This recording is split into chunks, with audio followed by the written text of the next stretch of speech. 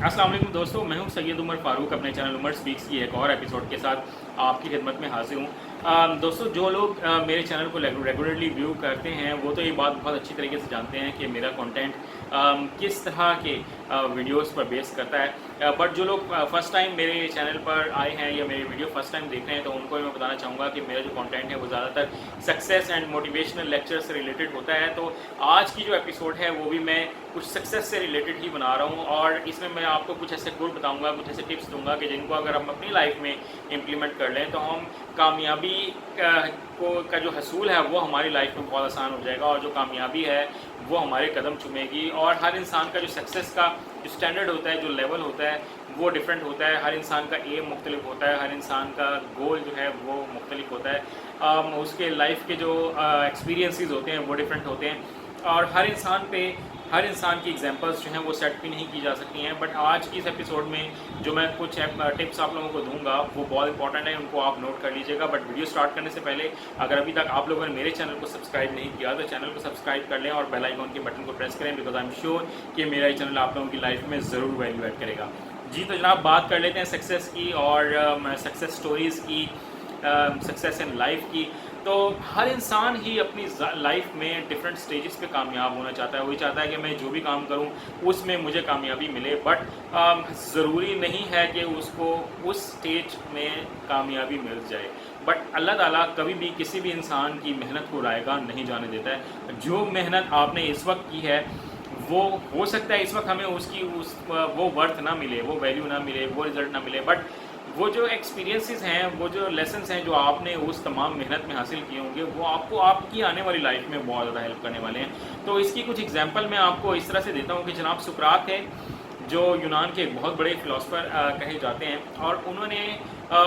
बहुत ज़्यादा खिदमत पेश की पूरी दुनिया को, बड़े बड़े लाइफ लेसन्स दिए, बड़ी किताबें लिखी, बट अपनी लाइफ में उन्होंने बेतहाशा नाकामियाँ जो हैं वो सामना किया, और इतनी नाकामियों का सामना किया, इतने नाकामियों का सामना किया कि वो एक वक्त में इतने मायूस हो गए कि जनाब उनको खुदकुशी करना पड़ गई। इसी तरह अगर एक मैं एग्जांपल आपको ज़रा अपने सब कॉन्टिनेंट से दूँ तो सादत सन मंटो की मैं एग्जांपल देता हूँ कि उन्होंने भी अपनी लाइफ में बेतहाशा नाकामियों का और परेशानियों का सामना किया, और सही मायनों में देखा जाए तो वो उर्दू अदब के, उर्दू लिटरेचर के एक बहुत बड़े, अगर मैं कहूँ तो वो फ़िलासफ़र थे, और पूरे उर्दू अदब जो लिटरेचर है वो उनको बहुत बड़ा फ़िलासफ़र और बहुत बड़ा अदीब और बहुत बड़ा दानिश्वर मानते हैं, और इसमें कोई दूसरी राय भी नहीं है, वो ऐसे थे भी सही। बट उन्होंने अपनी लाइफ में बहुत प्रॉब्लम्स फेस की, लोगों ने उनको बुरा भला भी कहा, उन्होंने इतने मुकदमात का सामना किया, लोग उनको बुरा भला और पता नहीं क्या क्या इल्ज़ाम उन पर भी लगाए, बट वो उतने मायूस नहीं हुए जितने सुकरात हुए कि उन्होंने खुदकुशी तो नहीं की, बट वो इन्हीं मायूसियों में, इन्हीं परेशानियों में, इन्हीं मुकदमात में एक बहुत लो स्टैंडर्ड लाइफ गुजारकर इस दुनिया से चले गए। बट जो आने वाली नस्लें थीं, जो आने वाला वक्त था, उन्होंने इस बात को एक्सेप्ट भी किया और आइडेंटिफाई भी किया कि सुकरात भी और सादत हसन मंटो साहब भी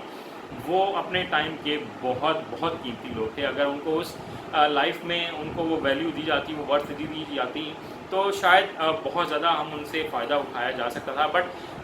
नथिंग इज़ टू लेट। जो उनकी दी हुई लेसन्स हैं, जो उनके दिए हुए पैगामात हैं, वो आज भी हमारी लाइफ में इंक्लूड हैं, और हम उनको अगर अपनी लाइफ में मज़ीद इंक्लूड करते जाएँ तो हम कामयाबी की तरफ जा सकते हैं। तमहीद बांधने का मकसद ये था कि जनाब जो कामयाबी होती है वो किसी भी इंसान को इतनी आसानी के साथ नहीं मिल जाती, उसके लिए बहुत मेहनत करना पड़ती है, और समटाइम्स एक ज़िंदगी जो है वो नाकाफ़ी होती है। बट जो आप काम कर जाते हो वो आपकी आने वाली नस्लों के लिए बहुत बहुत फ़ायदेमंद होती है, जिसकी वजह से लोग आपको एक कामयाब इंसान ही समझते हैं। बट होना ऐसा नहीं चाहिए हर दफ़ा रिज़ल्ट जैसा सुकरात और सादत हसन मंटो का हुआ है। बट ज़िंदगी में नाकाम इंसान होते कौन हैं, और ये नाकामी हम किस वक्त अपने अंदर फील करते हैं। तो इमरान खान भी ये बात करते हैं और बहुत से फ़िलासफ़र भी ये बात करते हैं कि जनाब कामयाब इंसान वही होता है जो मुसलसल स्ट्रगल करता रहता है, और नाकाम इंसान वही होता है जो अपनी किसी भी नाकामी को नाकामी मान लेता है। तो हमने अपनी लाइफ में आने वाली किसी भी शॉर्ट टर्म नाकामी को नाकामी नहीं मानना है। हमने कॉन्टीन्यूसली मेहनत करते चले जाना है, मेहनत करते चले जाना है, आगे बढ़ते चले जाना है, क्योंकि अल्लाह ताला की हाँ देर हो सकती है बट अंधेर नहीं हो सकती। आपका अकीदा कोई भी हो, आपका मज़हब कोई भी हो, आपका दीन कोई भी हो, बट एक ही ज़ात है अल्लाह ताला की जो हमारी तमाम मन्नतों को, मुरादों को पूरा करती है, हमारी तमाम मेहनतों का रिज़ल्ट हमें देती है। तो मेरा तो इस बात पे कामिल ईमान है कि आप जिस मर्ज़ी बिलीफ पर आपका हो ईमान, बट जो मेहनत इंसान करता है उसका रिज़ल्ट इन दी एंड उसको ज़रूर मिल के रहता है। तो ये कुछ जो मैं मज़ीद आपको कुछ टिप्स देने जा रहा हूँ, उसमें जब जो टिप नंबर 1 है जनाब, वो ये है कामयाबी का एक तारीफ़ आपके माइंड में होनी चाहिए कि आप कामयाबी कहते किसको, और फिर उसका एक रोड मैप होना चाहिए, उसका एक नक्शा होना चाहिए कि यार ये जो तारीफ़ मैंने की है, यानी कि एक जो स्टैंडर्ड मैंने सेट किया है, एक गोल जो मैंने अपने माइंड में सेट किया है, एक एम जो मैंने अपने माइंड में बनाया है, उसका रोड मैप क्या है, उसका नक्शा क्या है, उसका रास्ता क्या है। यानी कि अगर आप अपनी लाइफ में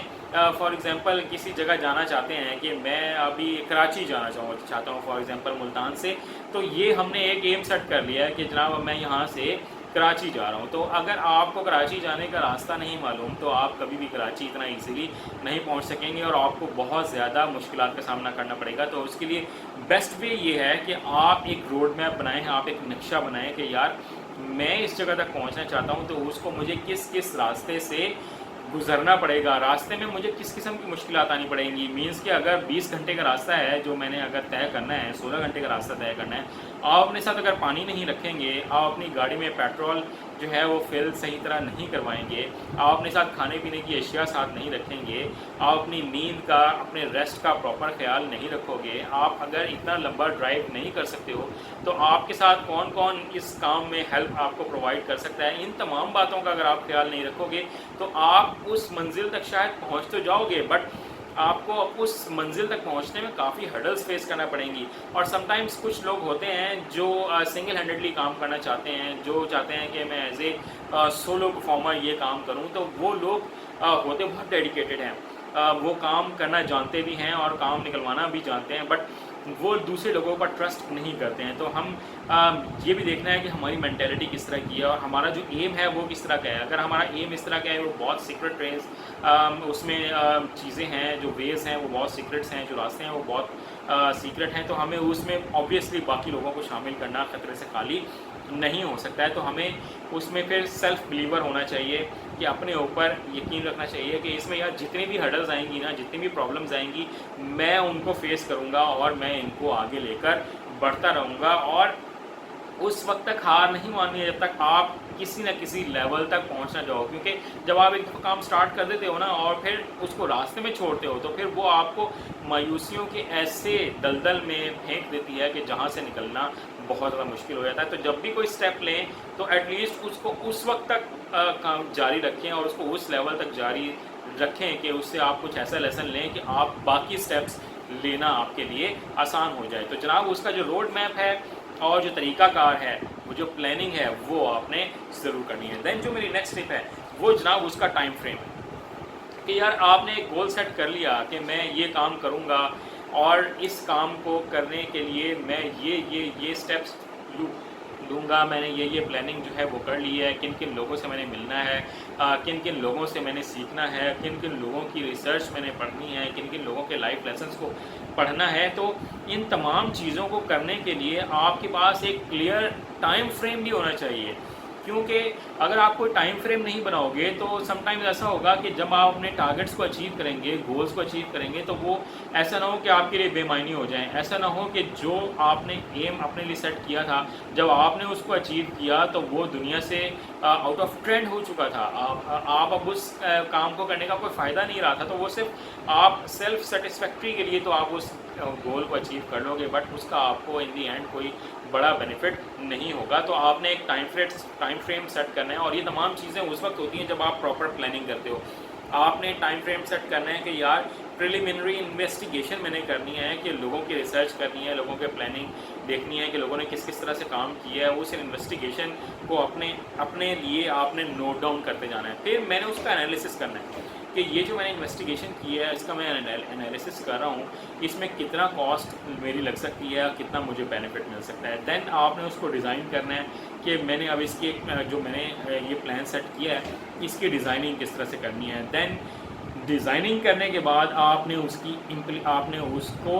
उस काम को आगे लेकर चलना होता है। जब आप उस काम को परफॉर्म कर लेते हो, डेवलपमेंट कर लेते हो, उसके बाद फिर आप उसकी इम्प्लीमेंटेशन लेके आते हैं और फिर उसके रिजल्ट्स देखते हैं। तो ये पूरा एक फेज़ है कामयाबी की तरफ जाने का। ये बहुत सारी मैंने टिप्स आपको दे दी हैं, इनको अपनी लाइफ में ज़रूर इंक्लूड कीजिएगा कि पहले इन्वेस्टिगेट करो, फिर एनालिसिस करो, फिर डिज़ाइन करो, फिर डेवलप करो, फिर इम्प्लीमेंट करो और फिर एनालिसिस करो कि जनाब कितना फ़ायदा हो, कितना नुकसान हुआ। आई होप कि आप लोगों के मेरी ये टिप्स जो हैं बहुत अच्छी लगी होंगी और आपको ये लाइफ में ज़रूर